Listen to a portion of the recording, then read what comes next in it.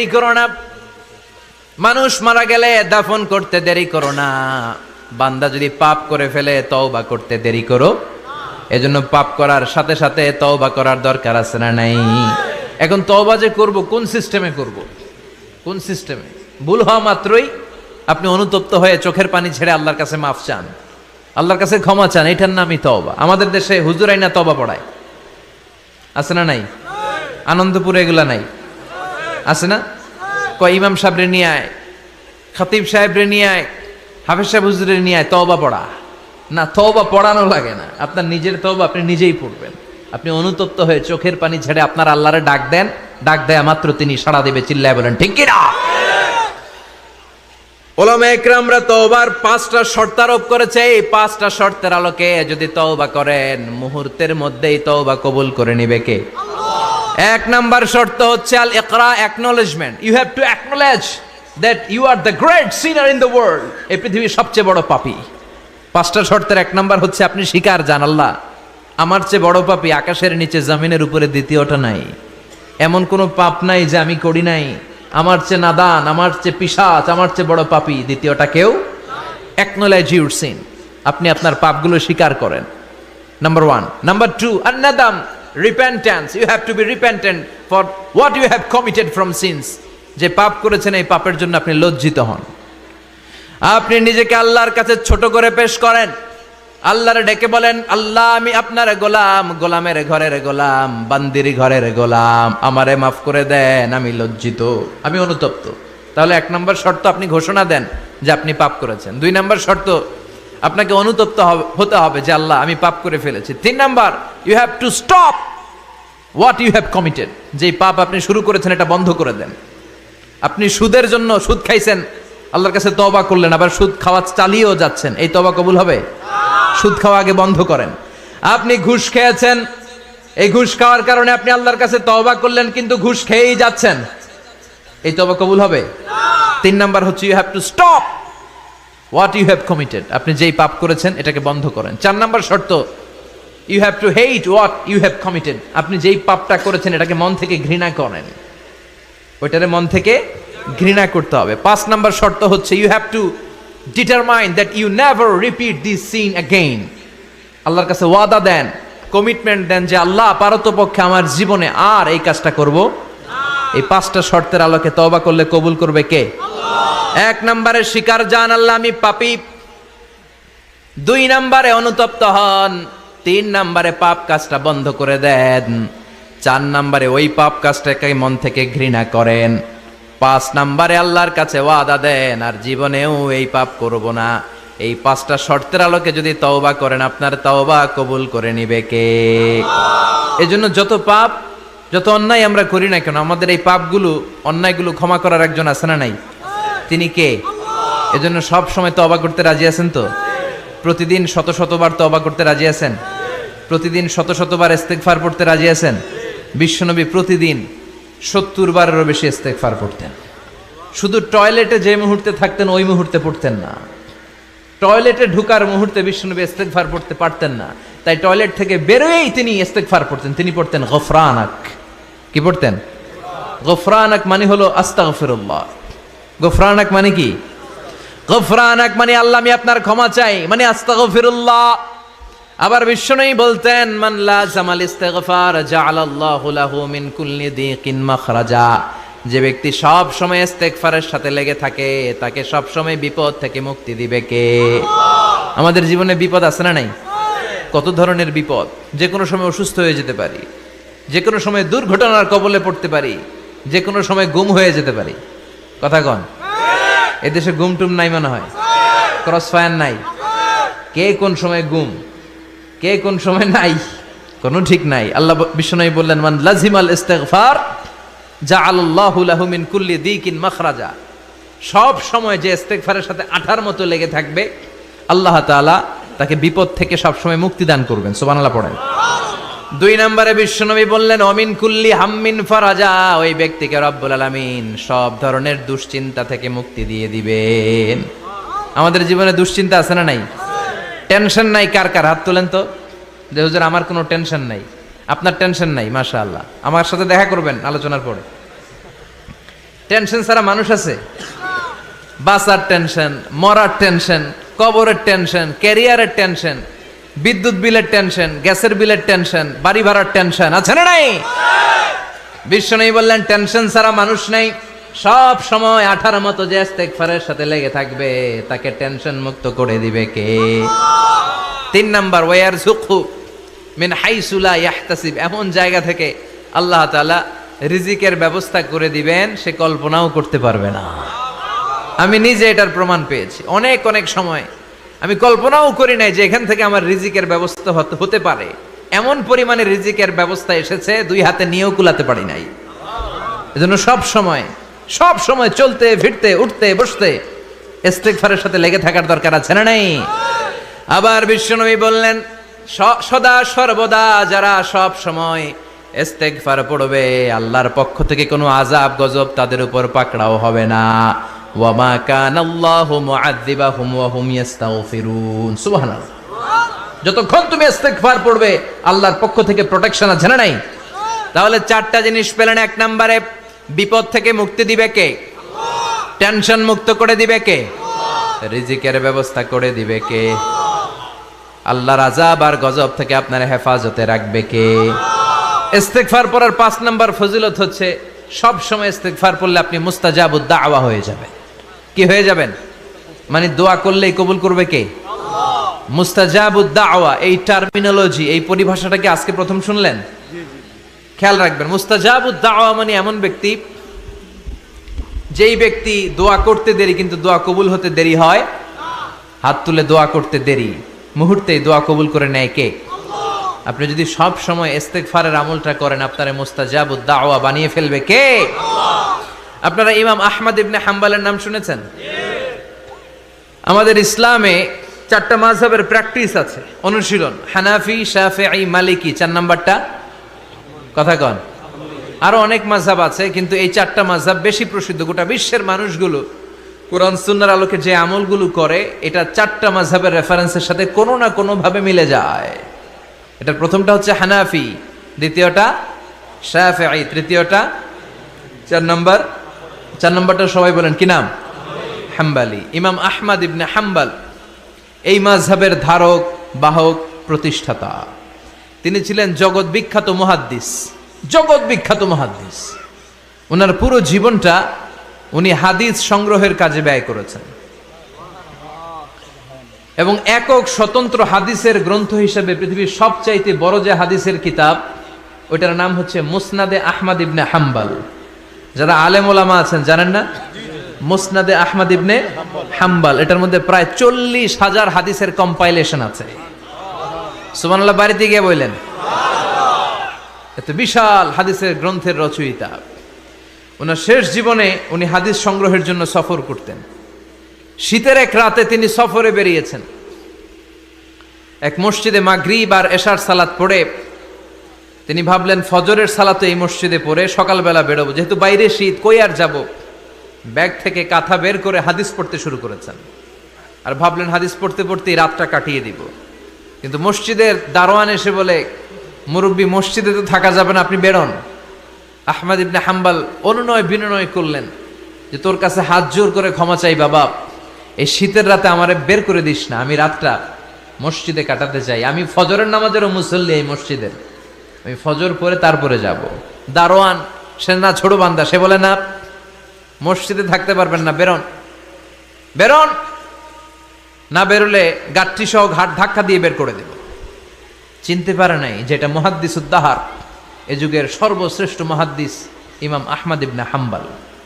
এখন উনি আর কি করবেন, কিছু করতে না পেরে ব্যাগ নিয়ে বের হয়ে গেলেন। প্রচন্ড শীতের রাতে, কনকনে শীতে তিনি কাঁপছেন। হাঁটতে হাঁটতে চলতে চলতে হঠাৎ দেখলেন একটা বাজার। ওই বাজারে এক খাব্বাজ, রুটির দোকানদার, শাবুন খাব্বাজ, যুবক রুটি বানাচ্ছে। যে সালাম দিলেন, আসসালামু আলাইকুম। বাবা, শীতের রাতে বিপদে পড়েছি, যাওয়ার জায়গা নেই। তোমার যে চুলাতে তুমি রুটি বানাও, এই চুলার পাশে বসে যদি সারা রাত আমি কাটিয়ে দেই আর চুলা থেকে আগুন পোয়াই, তোমাকে কোনো ক্ষতি হবে? যুবক বলেন, না না, কোনো ক্ষতি হবে না। আহলান ওয়া সাহলান, আমার হাবান বিক, খোশ আমদেদ, এটা তো খুশ নসিব আমার। আপনি আগুন পোহালে আমার সমস্যা কি, আসেন। ইমাম আহমদ ইবনে হাম্বল যুবককে শুকরিয়া জানিয়ে আল্লাহর শুকরিয়া করে চুলার পাশে বসে আবার হাদিস পড়তে লাগলেন। কিন্তু তিনি লক্ষ্য করলেন যে যুবকটা একটু পর পর আওয়াজ করে পড়ে আস্তাগফিরুল্লাহ। কি পড়ে? আটা দিয়ে রুটি বানায়, পড়ে আস্তাগফিরুল্লাহ। রুটির খামির বানায়, পড়ে আস্তাগফিরুল্লাহ। খামিরগুলো দলা বেঁধে গোল গোল করে সাজিয়ে রাখে, আর কি পড়ে? বেলুন দিয়ে এগুলোর বলে চুলার ভিতরে ঢুকায় দেয়, আর কি পড়ে? কেউ রুটি কিনতে আসলে তার হাতে রুটি তুলে দেয়, আর কি পড়ে? টাকা দিলে টাকা নিয়ে ক্যাশ বক্সে রেখে দিয়ে কি পড়ে? শুধু পড়ছে আস্তাগফিরুল্লাহ আস্তাগফিরুল্লাহ। ইমাম আহমদ ইবনে হাম্বল তো অবাক, ঘটনা কি? এই যুবকের হলোটা কি? শুধু আস্তাগফিরুল্লাহ। তিনি হাদিসের কিতাবটা বন্ধ করে যুবককে জিজ্ঞেস করলেন, বাবা, আসার পর থেকেই দেখছি তুমি শুধুই পড়ছো আস্তাগফিরুল্লাহ আস্তাগফিরুল্লাহ আস্তাগফিরুল্লাহ, ঘটনাটা কি? কেন এত তুমি ইস্তিগফার পড়ো? যুবক বলল, এটা আমার একটা চিরাচরিত আমল, সব সময় আমি এই আমলটা করি। আমি সব সময় ইস্তিগফারের সাথে আঠার মতো লেগে থাকি, আর সব সময় ইস্তিগফার পড়ার কারণে আল্লাহ তাআলা আমাকে মুস্তাজাবুদ দাওয়া বানিয়ে দিয়েছে। মানে আমি দোয়া করলেই দোয়া কবুল হয়ে যায়। এই জীবনে আমি যত দোয়া হাত তুলে করেছি, মুহূর্তের মধ্যে আমার দোয়াগুলো কবুল করে নিয়েছে কে? শুনে তো ইমাম আহমদ ইবনে হাম্বল অবাক, বলে কি, আনতা মুস্তাজাবুদ দাওয়া? তুমি মুস্তাজাবুদ দাওয়া? তুমি দোয়া করলেই কবুল? না, আনা মুস্তাজাবুদ দাওয়া। হ্যাঁ, আমি দোয়া করলেই কবুল হয়ে যায়। তুমি জীবনে যা দোয়া করেছো সব পেয়েছো? হ্যাঁ, আমি জীবনে যা দোয়া করেছি আমি সব পেয়েছি। সব দোয়া কবুল হয়েছে আমার জীবনে, শুধু একটা দোয়া ছাড়া। ইমাম আহমদ ইবনে হাম্বলের কৌতূহল আরো বেড়ে গেল। সব দোয়া তোমার কবুল হয়েছে, একটা দোয়া কবুল হয় নাই, সেটা আবার কি? যুবক বলতে আরম্ভ করলো, আমার যে দোয়াটা কবুল হয় নাই সেটা হচ্ছে আমি আল্লাহর কাছে অনেকবার দোয়া করেছি, আল্লাহ শুনেছি এই জামানার সবচেয়ে বড় মুহাদ্দিস, তার নাম নাকি ইমাম আহমদ ইবনে হাম্বল। আল্লাহ, তোমার কাছে আমার আকুতি, তোমার কাছে আমার মিনতি, আমি যেন এত বড় মুহাদ্দিসের হাতে হাত রেখে মুসাফা করতে পারি আর তার কপালে একটা চুমু দিতে পারি। আমার এই দোয়াটা আজও কবুল হয় নাই। আজও আল্লাহ তাআলা এই দোয়াটা কেন যে কবুল করে না আমি জানি না। একথা শুনে ইমাম আহমদ ইবনে হাম্বল আবেগপ্রবণ হয়ে গেলেন, আর নিজেকে ধরে রাখতে পারলেন না, চোখের পানি ছেড়ে দিলেন আর বললেন, ইয়া শাব, হে যুবক, আহমদ ইবনে হাম্বলের সাথে দেখা করার জন্য তোমার আহমদ ইবনে হাম্বলের দরবারে যাওয়ার দরকার নাই। তোমার এই দোয়াটাও আল্লাহ কবুল করে নিয়েছে। আহমদ ইবনে হাম্বল দেখা দেওয়ার জন্য তোমার দরবারে ছুটে এসেছে। আনা আহমদ ইবনে হাম্বল মুহাদ্দিসুদ দাহর, আমি হচ্ছে আহমদ ইবনে হাম্বল। যুবক নিজেকে ধরে রাখতে পারে না, চোখের পানি ছেড়ে দিয়ে ওই যুগের সব চাইতে বড় মুহাদ্দিসকে জড়িয়ে ধরে হাতের মধ্যে হাত রেখে মুসাফা করে আহমদ ইবনে হাম্বলের কপালে চুমুকে দেয়, আর আহমদ ইবনে হাম্বলের কাছে দোয়া চেয়ে বলল, ও ইমাম, রব্বুল আলামিন আমার জীবনের কোন দোয়া আজকে আর বাকি রেখে দেন নাই। এই যেই দোয়াটা বাকি ছিল এই দোয়াটাও আল্লাহ কবুল করে নিয়েছে। এই দোয়াটাও কবুল, মুস্তাজাবুদ দাওয়া। আপনি সব সময় যদি ইস্তিগফারের সাথে আঠার মতো লেগে থাকতে পারেন, আপনি দোয়া করা মাত্র দোয়া কবুল করে নেবে কে? আল্লাহ। এজন্য সব সময় অবসরে বসে আছেন, বাস স্টেশনে বসে আছেন, সিএনজিতে চড়ে এক জায়গা থেকে আরেক জায়গায় যাচ্ছেন, বিছানায় শুয়ে আছেন, পড়বেন আস্তাগফিরুল্লাহ। কি পড়বেন? প্রাণ খুলে মন থেকে আওয়াজ করে সবাই পড়েন আস্তাগফিরুল্লাহ। আবারও পড়েন আস্তাগফিরুল্লাহ, চিল্লায় পড়েন আস্তাগফিরুল্লাহ। বিশ্বনবী ইস্তিগফারের অনেকগুলো আলফাজ শিখিয়েছেন, সবচেয়ে সহজ যেটা শিখিয়েছেন সেটার নাম হলো আস্তাগফিরুল্লাহ। বিশ্বনবী জামাতে সালাত শেষে সালাম ফিরিয়ে আওয়াজ করে পড়তেন আল্লাহু আকবার, তারপরে 3 বার পড়তেন আস্তাগফিরুল্লাহ আস্তাগফিরুল্লাহ আস্তাগফিরুল্লাহ। পড়ার দরকার আছে না নাই? পড়তে রাজি আছেন তো? সালাম ফেরানোর পরে কি পড়বেন? নাকি দোয়া করার জন্য পাগল হয়ে যাবেন? আল্লাহুম্মা আমিন ইয়া আরহামার রাহিমিন, আছে না নাই? পাগল হয়ে যায় দোয়া করার জন্য, কিন্তু তাসবিহগুলো পড়তে চায় না। বিশ্বনবী লম্বা তাসবিহ পড়তেন, সালাম ফেরানোর পরেই আস্তাগফিরুল্লাহ। পড়তে রাজি আছেন? আবার বিশ্বনবী বললেন, যে ব্যক্তি পড়বে আস্তাগফিরুল্লাহ আল্লাযী লা ইলাহা ইল্লা হুয়াল হাইয়ুল কাইয়্যুম ওয়া আতুবু ইলাইহি, যুদ্ধের ময়দান থেকে যদি কেউ পালিয়ে যায় তার কোনো মাফ নাই। এটা অনেক বড় কবিরা গুনাহ। আত-তাওয়াল্লি মিন ইয়াউমিজ যাহফ, যুদ্ধের ময়দান থেকে পালালে ওর কোনো মাফ নাই। বিশ্বনবী বলেন, যুদ্ধের ময়দান থেকে পালিয়ে এসেছে কোনো মুসলিম সৈনিক, সেও যদি এই আস্তাগফিরুল্লাহ আল্লাযী লা ইলাহা ইল্লা হুয়াল হাইয়ুল কাইয়্যুম ওয়া আতুবু ইলাই মন থেকে পড়ে, তার জীবনের গুনাহ আল্লাহ মাফ করে দিবে। আবার সাইয়েদনা আবু বকর, সহিহ বুখারীর বর্ণনা, বিশ্বনবীরে বললেন, ইয়া রাসূলুল্লাহ আল্লিমনি দুআআন আদউ বিহি ফি সালাতি। ও নবী, আপনি আমারে এমন একটা দোয়া শিক্ষা দেন যেই দোয়াটা আমি নামাজের মধ্যে করব। বিশ্বনবী বললেন, তুমি নামাজের মধ্যে পড়ো, আল্লাহুম্মা ইন্নী যালামতু নাফসি যুলমান কাসীরা ওয়া লা ইয়াগফিরুয যুনুবা ইল্লা আনতা ফাগফিরলি মাগফিরাতাম মিন ইনদিকা ইন্নাকা আনতাল গফুরুর রহিম। সুবহানাল্লাহ। এটার আমরা বলি দোয়ায়ে মাসুরা, এটাও একটা ইস্তেগফার। যেখানেই ক্ষমা চাওয়ার কথা আছে ওইটাই ইস্তেগফার। বুঝতে পেরেছেন?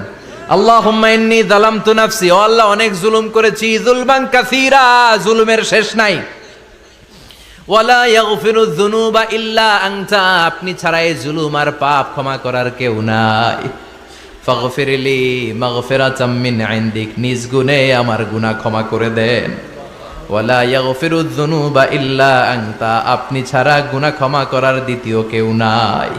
আমাদের পাপ ক্ষমা করার আর কোনো সত্তা আছে? চিল্লায় বলেন, আছে? আবার বিশ্বনবী বললেন, যত ইস্তেগফার আছে সব ইস্তেগফারের সেরা সর্বশ্রেষ্ঠ ইস্তেগফারের নাম সাইয়্যিদুল ইস্তেগফার। কি নাম? সহিহ বুখারীর বর্ণনা, শাদ্দাদ ইবনে আউস রাদিয়াল্লাহু তাআলা আনহু বর্ণনা করে বলেন, কেউ যদি দিনের বেলা একবার সাইয়্যিদুল ইস্তেগফার পড়ে, ওই দিন যদি লোকটার মৃত্যু হয়ে যায়, মুহূর্তের মধ্যে লোকটার জান্নাতি ঘোষণা দিয়ে দিবে কে? রাত্রি বেলা যদি কেউ সাইয়্যিদুল ইস্তেগফার একবার পড়ে, ওই রাতে ইন্তেকাল হলে তার জীবনের সব গুনাহ মাফ করে দিয়ে ওই লোকটারেও জান্নাতি করে দিবে কে? দিনে যদি সাইয়্যিদুল ইস্তেগফার একবার পড়েন, ওই দিনে ইন্তেকাল করলে আপনি জান্নাতি। রাতে যদি সাইয়্যিদুল ইস্তেগফার কেউ পড়েন, ওই রাতে ইন্তেকাল হলে আপনি জান্নাতি। এটা সহিহ বুখারীর বর্ণনা। সব ইস্তেগফারের রাজা, শ্রেষ্ঠ ইস্তেগফার। মুখস্থ আছে না? কার কার মুখস্থ আছে? হাত তুলেন। সাইয়্যিদুল ইস্তেগফার মুখস্থ আছে কার? মাশাআল্লাহ, তাবারাকাল্লাহ। এটা আপনাদের বাড়ির কাজ দিলাম। যাদের মুখস্থ নাই তারা গুগলে সার্চ করবেন সাইয়্যিদুল ইস্তেগফার, লেখা মাত্রই পেয়ে যাবেন। বইতে আছে, বিভিন্ন ইসলামিক দোয়ার বইতে আছে, গুগলে ইউটিউবে সার্চ দিলে পেয়ে যাবেন। এই সাইয়্যিদুল ইস্তেগফার প্রতিটা মুমিনের অন্তরে থাকার দরকার আছে না নাই? আল্লাহুম্মা আনতা রাব্বি লা ইলাহা ইল্লা আনতা খালাকতানি ওয়া আনা আবদুক ওয়া আনা আলা আহদিকা ওয়া ওয়া'দিকা মাস্তাতা'তু আউযু বিকা মিন শাররি মা সানা'তু আবুউ লাকা বিনি'মাতিকা আলাইয়া ওয়া আবুউ লাকা বিযামবি ফাগফিরলি ফাইন্নাহু লা ইয়াগফিরুয যুনুবা ইল্লা আনতা। সুবহানাল্লাহ পড়েন। এটার নাম সাইয়্যিদুল ইস্তেগফার। এটার নাম কি? কত হাবিজাবি দোয়া যে বানায় বানায় পড়ে তার শেষ নাই। বিশ্বনবী যেই দোয়াগুলো শিখাইয়া দিলেন, এগুলো পড়তে সালাত শেষে 1 ঘন্টা সময় লাগবে আপনার। 1 ঘন্টার আগে মুসল্লা থেকে ওঠার কোনো সুযোগ নাই। চিল্লায় বলেন ঠিক কিনা? বিশ্বনবী সালাম ফিরিয়ে আওয়াজ করে পড়তেন আল্লাহু আকবার, 3 বার পড়তেন আস্তাগফিরুল্লাহ, 33 বার সুবহানাল্লাহ, 33 বার আলহামদুলিল্লাহ, 33 বার আল্লাহু আকবার। এরপরে পড়তেন লা ইলাহা ইল্লাল্লাহু ওয়াহদাহু লা শারীকা লা লাহুল মুলকু ওয়া লাহুল হামদু ওয়া হুয়া আলা কুল্লি শাইইন কাদির। সুবহানাল্লাহ পড়েন। একবার আয়াতুল কুরসি পড়তেন। মান খারাপ আয়াতুল কুরসি দুবুরা কুল্লি সালাতিন মাকতুবাতিন লাম ইয়ামনাহু মিন দুখুলিল জান্নাতি ইল্লাল মাউত। আয়াতুল কুরসি মুখস্থ না সবার? প্রত্যেক ফরজ সালাতের পরে কেউ যদি একবার আয়াতুল কুরসি পড়ে, তার জান্নাতে ঢুকার ক্ষেত্রে আর কোনো বাধা নাই, একটা জিনিস ছাড়া, সেটা হলো মরণ, মৃত্যু। লোকটা মরে না তাই জান্নাতে যায় না, মরলেই জান্নাতি। আয়াতুল কুরসি পড়বেন তো?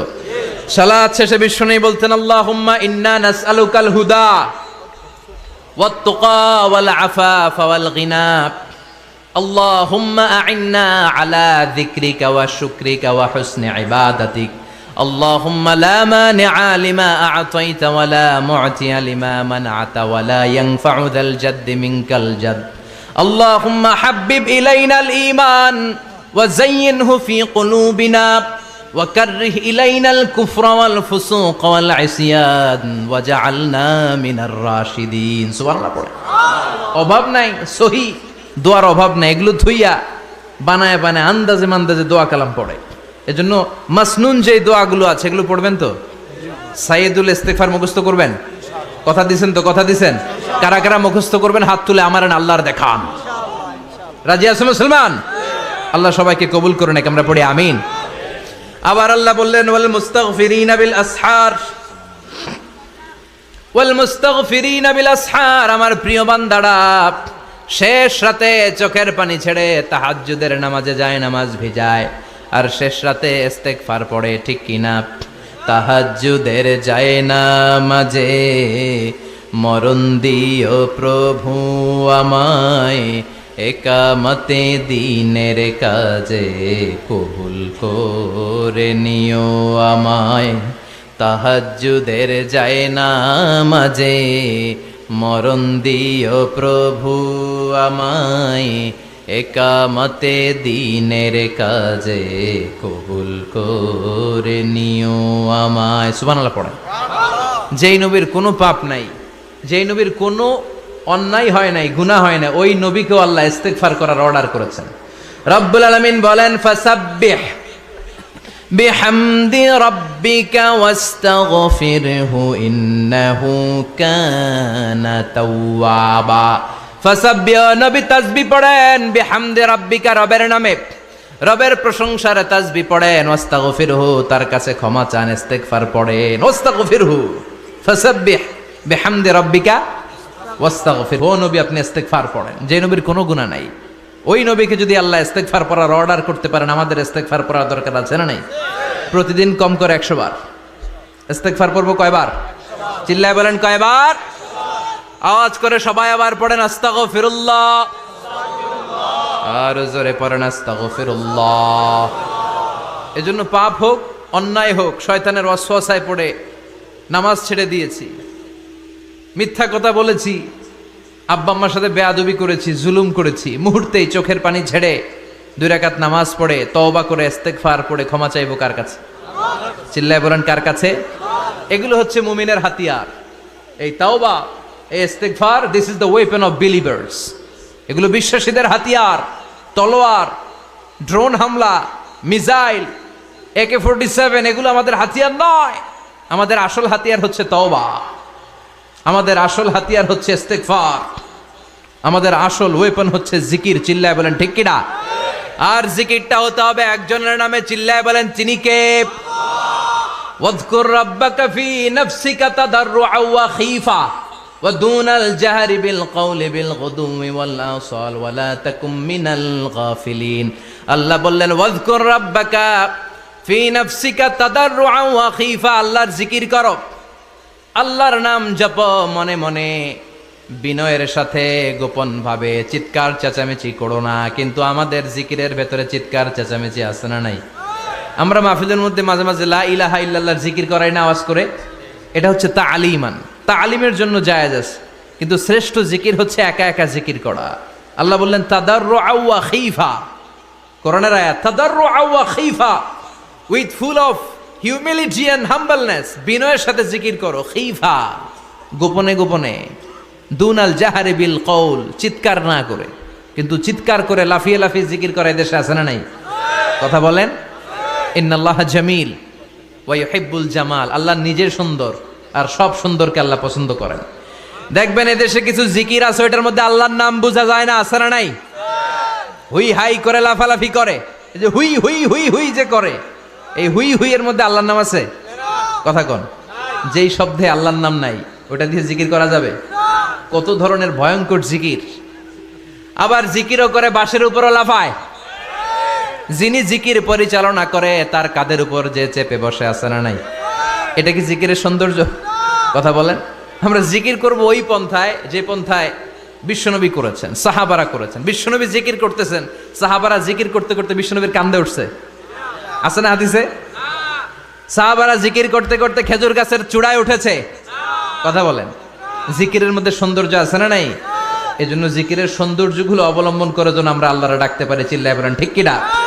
এজন্য রাব্বুল আলামিন বলেন ফাযকুরুনি আযকুরকুম ওয়াশকুরুলি ওয়ালা তাকফুরুন, বেশি বেশি আমার জিকির করো, তাইলে আমিও তোমাদের জিকির করব।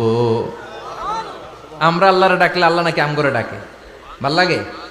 আল্লাহ বললেন ফাইন যাকারানি ফি নাফসি যাকারতুহু ফি নাফসি, আমার বান্দা যদি একা একা আমার জিকির করে, আমি আমার বান্দার একা একা জিকির করি।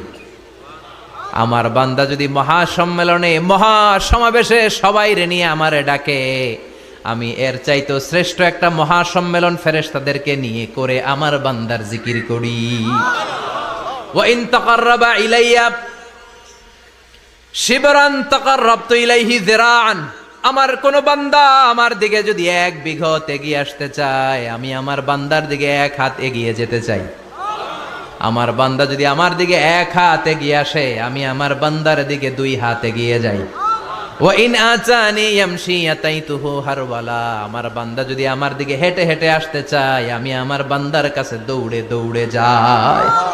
কি আল্লাহ আমরা পাইছি, ডাক দেয়া মাত্রই, ডাকা মাত্রই তিনি সাড়া দেয়। চিল্লায় বলেন ঠিক কিনা? এজন্য সব সময় আল্লাহর জিকির দিয়ে হৃদয়টারে সিক্ত রাখার দরকার আছে না নাই? বিশ্বনবী বললেন লা ইয়াজালু লিসানুকা রাতবান মিন যিকরিল্লাহ। সব সময় আল্লাহর জিকির দিয়ে জিহ্বাটারে ভিজায় রাখো। জিকির করেন লা ইলাহা ইল্লাল্লাহ, লা ইলাহা লা ইলাহা ইল্লাল্লাহু মুহাম্মাদুর রাসূলুল্লাহ সাল্লাল্লাহু। মাসালুল লাযী ইয়াযকুরু রাব্বা ওয়াল্লাযী লা ইয়াযকুরু রাব্বা মাসালুল হাইয়্যি ওয়াল মাইয়িত। যে হৃদয় আল্লাহর জিকির করে আর যে হৃদয় জিকির করে না, বিশ্বনবী বললেন 2 হৃদয়ের পার্থক্য হচ্ছে একটা জীবিত হৃদয় আর একটা মৃত হৃদয়।